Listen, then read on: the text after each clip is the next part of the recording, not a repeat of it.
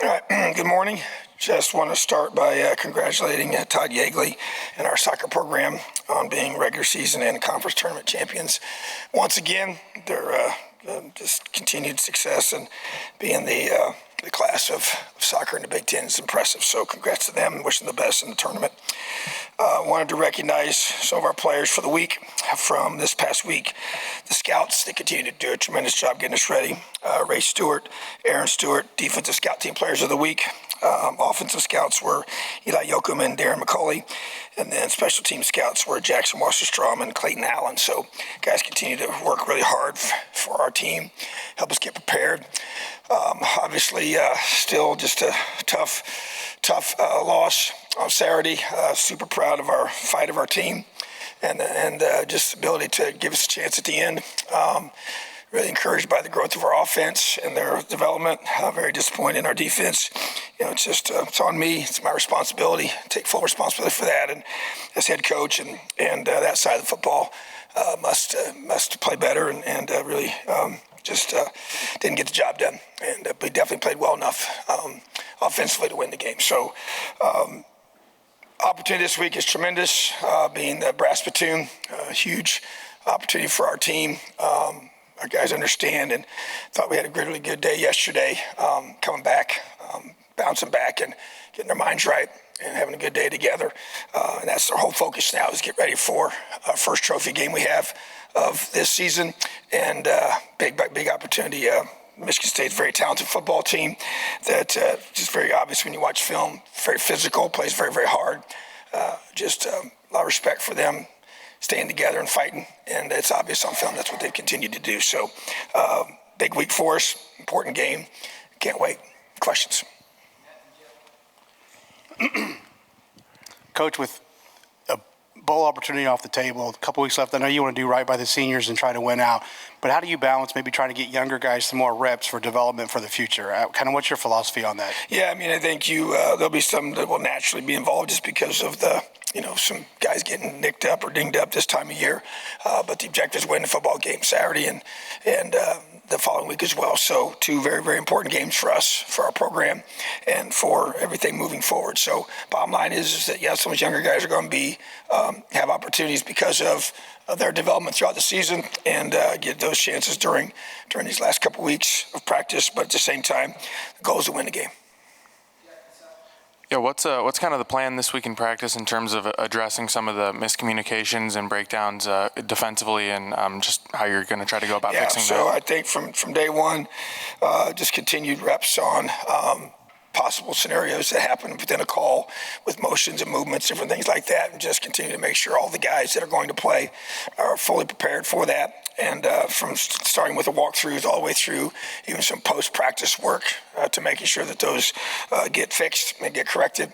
And obviously, causes issues on Saturday. So without question, major emphasis, make sure the plan is direct and simple enough to be executed by all the guys that may be playing due to whatever happens throughout the course of a game, and making sure that our guys can execute the calls, because that's what has to happen. Coach, I wanted to ask you about Donovan. Obviously, you tabbed him as a potential breakout guy as far back as the spring, but since he's moved to receiver, he's dealt with 2 different wide receiver coaches, 2 offensive coordinators, I think 5 different quarterbacks. Just how has he been able to develop in the way he has, despite all those moving pieces? Yeah, that's a valid point, and I think it's just a testament to him, his talent, his drive. He's just he just keeps getting better and better all the time. And I saw that in him and felt like he could be. He and I have had a lot of one-on-ones about it. And the way he played on Saturday is what I envisioned him playing, being a guy that it's a very difficult matchup and just big, strong, and tough to defend. So just to me, I just think it's, once again, he's just worked extremely hard. He's very coachable. He's very humble in regards to whoever he's with. He doesn't have some big, it's all about me ego. It's not that at all. He just works hard. Whoever the quarterback is, he just, hey, just give me the ball. Give me a chance to make a play, but just love who he is as a person, and which is, to me, is a great testament to his family. And he's been very well raised. He understands how to do things the right way on and off the field. And that's a tremendous thing. He just comes up and shows up every day and works really, really hard. And he's a competitor. So love him. I just think he's continued to say he's just going to keep rising. This might be kind of an obvious question, but in maybe dealing with sort of the letdown of losing bowl eligibility, the advantage basically of having these two trophy games, of it not just being, I recognize every game is important, but there being sort of something tangible that you can sort of put in front of the guys and say, this is what you're fighting for. It's a rivalry. It's a trophy game. There's something we'll be able to hold up and celebrate if we can win, even if obviously maybe some of our longer term goals are off the table. Yeah, I think there's no question, and I don't set the schedule. You know, the fact that we play Michigan State at this point in the season, again, I think is, definitely advantageous in regards to what you just stated, you know, and our guys have worked extremely hard, and it's a very driven group, very motivated group, and the seniors, you know, want to be able to do everything they can to raise that trophy at the end of the game, and it means a lot to them. And obviously, even this past season, you saw the response a year ago, and it's no different this year, you know, and so we definitely have a lot to play for, and we understand that it's a testament to your character as a person, as a team, and as a program, when you don't allow the circumstances on the outside to dictate your focus, your effort, how you do things on a daily basis, and then eventually how you perform on game day. So a great opportunity in front of us, and we're excited about it. Yeah, Tom, the defense has had some kind of wild swings this year in terms of like looking really good one week and then the next, you know, falling backwards. Have you been able to kind of trace why? Is it, do you see that difference level in practice? Or, I mean, is it just, you know, I'm curious, what have you seen behind the scenes? Have you been able to kind of predict where this team is going in a given week on defense? Yeah, I will say this. I didn't see this one coming. I didn't. You know, there's been a couple weeks where I was concerned about our focus maybe collectively going into a certain game. Was not the case this week. Just really hard to pinpoint for sure the reasons for some of the things. I know you had about 5 pass plays that, you know, accounted for 3/4 of their yards, which is crazy. And I think it kind of caused us, even as, you know, and as we called it, as Matt called it, just to, you know, kind of speak about some calls that we probably shouldn't have abandoned, that broke down on us early, to stay with them, and because I think we needed some of those. And so, but at the same time, man, I don't think there wasn't anything in the week that I saw that, like, man, I was really worried about this, about them not being locked in or focused or being able to make those communication checks. But I do think it does go back. We keep saying it, but you know, being able to play several different guys, and they got to be able to get in there and make adjustments and be able to, you know, make the checks and do the things we're supposed to do. So, I mean, but it's, once again, it's my responsibility. It's on the coaches. You know, our guys played hard, and they fought and they battled. You know, even defensively, as bad as we played at times, you know, we had some huge stops in the score zone to force field goals. The huge stop at the end of the game to be able to force the punt, to give our offense the ball back, to at least drive down the field with a minute 30 to go and no timeout. So they bowed up in those situations, but obviously, you know, we didn't do a good enough job as coaches. And it's like I said, that's the buck stops here. But the guys practiced hard last week, and I expect them to practice hard again this week. And you're right, the inconsistency is very frustrating. And but it's obviously a focal point for us this week to be able to allow us to be able to play to what we believe is our standard and way we need to play, and we can play. And that's what we got to do. And I was going to follow up on that when you said frustrating, because you've seen what the defense can be.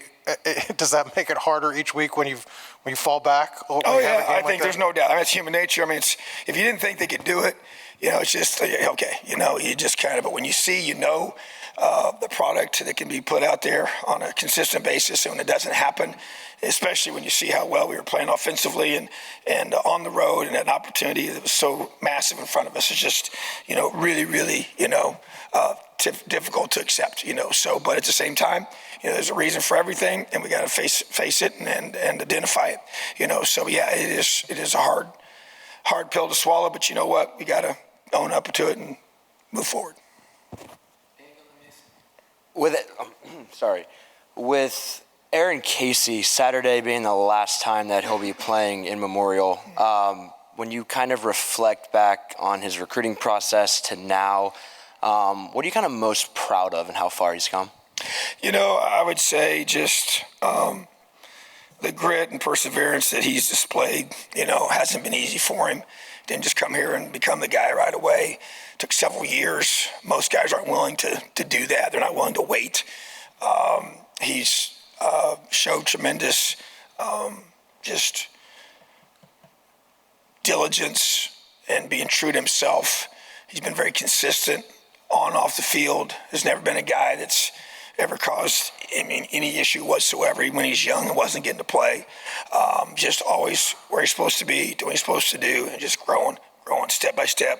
It's just been such a neat process to see him just grow and develop gradually over time, and then to be able to play his best football in his final season is just what you want. You want guys to come here and be developed as men and as football players, and that's what he's done.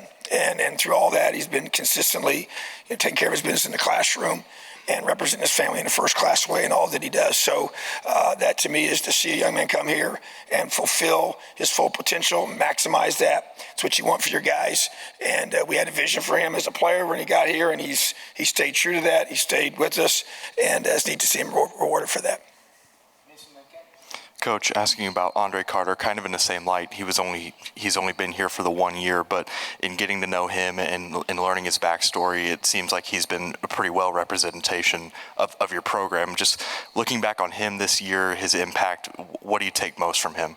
Well, you take a young man like that a year ago we didn't know, and you get to know him through the process. It's a pretty quick process you go through, and you see that you're able to give him an opportunity for something that he wants to be able to do for himself and his future. And then, just being a quality person, just a joy to be around.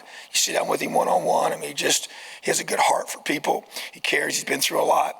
Life's not been easy for him and his family. And just to see him, choose to be able to just keep going. Even yesterday coming back, after a frustrating situation on Saturday, and just come back, with a smile and realize, hey, it's back to work, just being a pro about things. And that's what you got to be able to do. And we talk so much about, the future of our guys, and they spend such a really small part of their life playing football. And there's going to be so much more beyond the game, and what their identity is as a man, is never what happens on the football field, even though it's easy for that to be the case. And so just those kind of conversations with a guy like that's mature, he's been through a lot in his life, and he sees that part of it, and so at the same time, he wants to also chase after being great on game day. So I think we've helped him grow in those areas and helped him fulfill some of those things, but we want to see him finish out the right way. So proud of bringing a guy like that here that fit with us, represents us in a great way in all that he does, and is going to continue to play hard and finish strong. You're very openly a very positive guy, but a third straight year without a bowl. You have these losses this year. Some of them have come because of offensive problems, some of them defensive problems, some of them some special teams breakdown. When you're driving home after a game, where is your level of frustration? And how, at some point you just say, what do we have to do to get on the same page? Where's your level of frustration right now? Yeah, it's being positive is a choice. I'm not positive because life's easy. You're positive because life's hard and things are hard, and we have a lot of challenges that we have to battle, and things you have to go through to get your guys ready to play. And the landscape of college football is now completely different than it's ever been, and those challenges have been accelerated here. And so it's just a really, frustrating is probably the best word to use. That was I was sick about that game and the outcome of that game, and just did enough good things, holistically, and then enough mistakes defensively, in my opinion, to not, but you got to protect the football too. We got to, not get a, kickoff return all the way inside the 20, call back, and those kind of things that you can't do to hurt yourself. But you know what?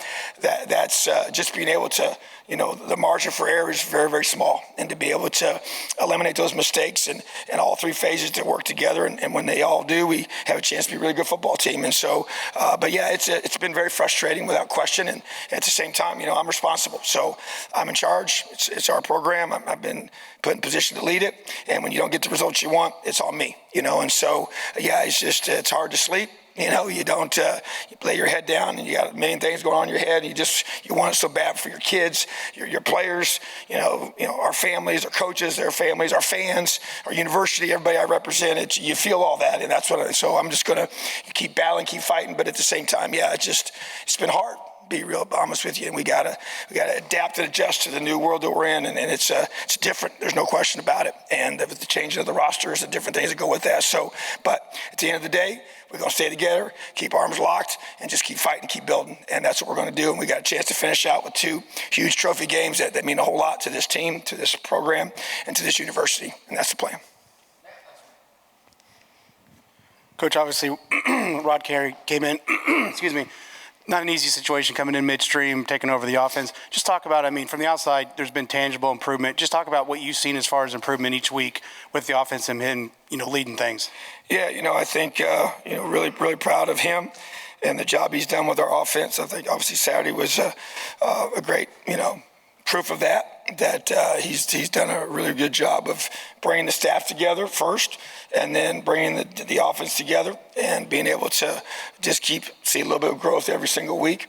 And starts up front. Those guys' development has continued to be there. And then, with the quarterback play, that's been, a huge plus these last few weeks. And then the receiver play has been elevated and all the positions, So I just think that there's just a lot to be said about, getting everybody, believing, everybody together and just, getting some more consistent execution, and still got a chance to grow and got more opportunities to improve in that area and could have done some more things, on Saturday, as we all would agree as we talked and met and watched the film from the game. So, but just really, really proud of what he's done. And you're right, it's not an easy situation to do that at all, but he's come in and taken the guys that are here, both coaches and players, and got them all together and done a great job leading that group. And that to me is very exciting, very encouraging, and definitely one of the huge pluses from this past weekend. Awesome. Have a great day. Elio.